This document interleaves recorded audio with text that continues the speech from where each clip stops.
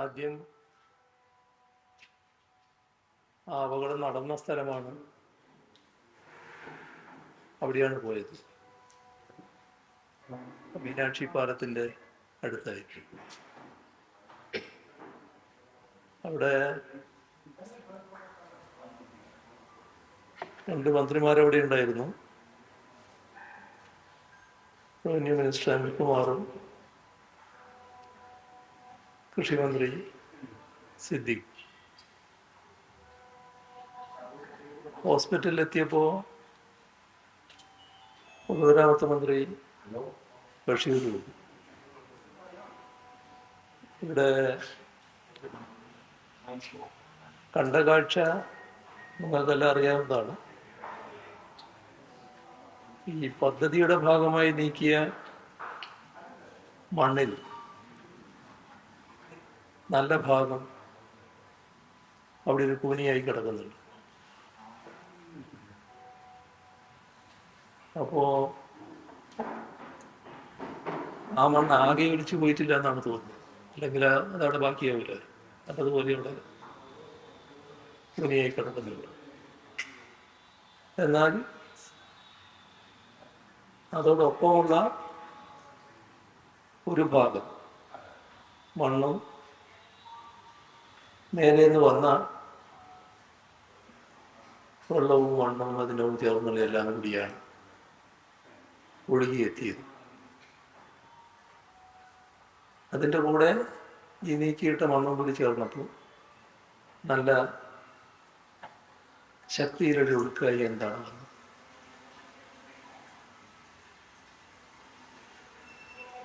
നമ്മുടെ ക്യാമ്പിൽ ഞങ്ങൾ പോയിരുന്നു. ക്യാമ്പിൽ കണ്ടത് എല്ലാവരെയും കണ്ടു. അവരെ ശ്രദ്ധയിൽപ്പെടുത്തിയ ഒരു കാര്യം, അവർ നേരെ വന്നതാണല്ലോ, സ്ത്രീകളും മറ്റും ഉണ്ട്. അപ്പൊ അവർക്ക് കുറച്ച് പ്രയാസങ്ങളുണ്ട് എന്നുള്ളത് ശ്രദ്ധയിൽപ്പെടുത്തുകയുണ്ട്. ഒന്ന്, ഡ്രസ്സ്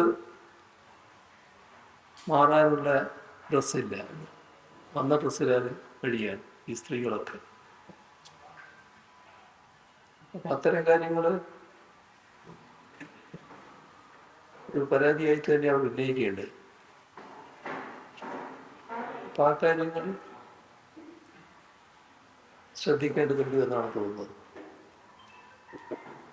ആവശ്യമായ പരിഹാര നടപടികൾ സർക്കാർ സ്വീകരിക്കേണ്ടത്. ക്യാമ്പാകുമ്പോൾ എങ്ങനെയാണ് ചെയ്യേണ്ടതെന്നുള്ളത് സാധാരണ ഇവിടെ അറിയാവുന്നതാണ്. ഇത് ആ രീതിയിൽ തന്നെ ശ്രദ്ധിച്ച് ചെയ്യുന്നതിന് നടപടിയെടുക്കണം. ആശുപത്രിയിൽ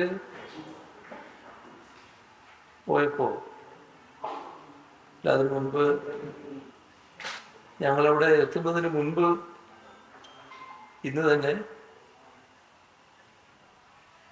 ഒരു ബോഡി കിട്ടിയിരുന്നു. തുടർന്ന് ഞങ്ങൾ അവിടുന്ന് വന്നതിന് ശേഷം 2ാമത്തെ ബോഡിയും കിട്ടിയെന്ന് പറഞ്ഞു. അപ്പൊ ഇനി നേരത്തെ കണക്കാക്കിയതനുസരിച്ച് 3 ബോഡിയാണ് എനിക്ക് കിട്ടാനുള്ളത്. നേരത്തെ കണക്കാക്കിയതനുസരിച്ചാണ്. 5 പേരെയാണ് കാണാനില്ല എന്ന് പറഞ്ഞു. അതിൽ 3 പേരെയാണ് കാണാനുള്ളത്, ബാക്കിയുള്ളത്. അപ്പൊ 5 പേരായി ഇപ്പോൾ മരണം സ്ഥിരീകരിച്ചു വരുന്നു. പരിക്ക് പറ്റിയവർക്ക് ആശുപത്രിയിൽ നടന്ന വിവരം 3 ആള് ICUവിലാണ്. ICUവിലുള്ളവരെ ICU ഞങ്ങൾ കണ്ടിട്ടില്ല. ഇതിലൊരാളുടെ കാര്യം കുറച്ച് ക്രിട്ടിക്കലാണ് എന്ന് പറഞ്ഞു. ബാക്കിയുള്ളവര് അവിടെ ഉള്ളവരെ കാണുകയുണ്ടായി. വലിയ സാരമായ പരിക്കല്ല, നല്ല രീതിയിൽ പരിഹരിച്ചു വരുമെന്നാണ് തോന്നുന്നത്. ഇതാണ് അവിടെ കണ്ട കാര്യങ്ങളെ കുറിച്ച് പറയാൻ. ഈ ദുരന്തത്തിൽ ജീവൻ നഷ്ടപ്പെട്ടവരുടെ വേർപാടിൽ ദുഃഖിക്കുന്ന കുടുംബങ്ങളോടൊപ്പം ചേരുകയും അക്കാര്യത്തിലുള്ള അനുശോചനവും ദുഃഖവും അറിയിക്കുകയും ചെയ്യുക. ഇവിടെ ഇനിയും 3 പേരുണ്ട്. അവരെയും കണ്ടെത്താനുള്ള തീവ്രമായ ശ്രമം അവിടെ നടക്കുന്നുണ്ട്.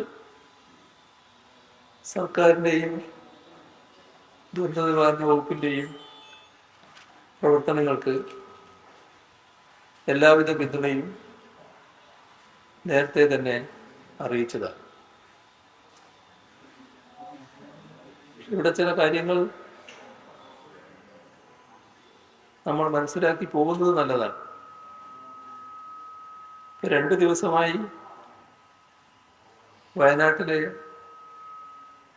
ശക്തമായ മഴയുണ്ടാകും എന്ന മുന്നറിയിപ്പുണ്ടായിരുന്നു. പക്ഷേ അതനുസരിച്ചുള്ള മുന്നൊരുക്കങ്ങൾ ഉണ്ടായില്ല എന്നതാണ് വസ്തുത. ഇത് ഗൗരവപൂർവ്വം കാണേണ്ട ഒരു കാര്യമാണ്. എന്തുകൊണ്ടാണ് അത്തരത്തിലുള്ള മുന്നൊരുക്കങ്ങൾ ഇല്ലാതായത്? ഇവിടെ പെയ്തത് അതിതീവ്ര മഴയാണ്. ഇത്തരത്തിലൊരു അതിതീവ്ര മഴ ഉണ്ടായിട്ടും അപകട മുന്നറിയിപ്പുകൾ നൽകിയില്ല എന്നത് അതിലും അലംഭാവം ഉണ്ടായിട്ടുണ്ട്.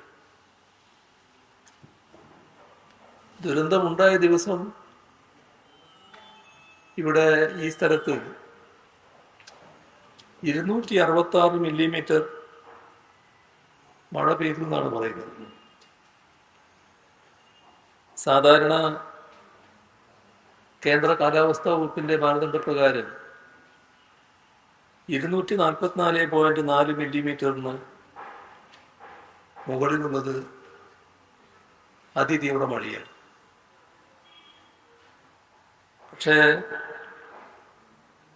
ഇവിടെ പുറത്തിറക്കിയ മഴ മുന്നറിയിപ്പിൽ യെല്ലോ അലേർട്ട് മാത്രമേ ഉണ്ടായിരുന്നു. ഇത്രയും തീവ്രമായ മഴ പെയ്തിട്ടും വേണ്ട മുൻകരുതലുകൾ കൈക്കൊള്ളാതിരുന്നത് ഗുരുതരമായ വീഴ്ചയാണ്.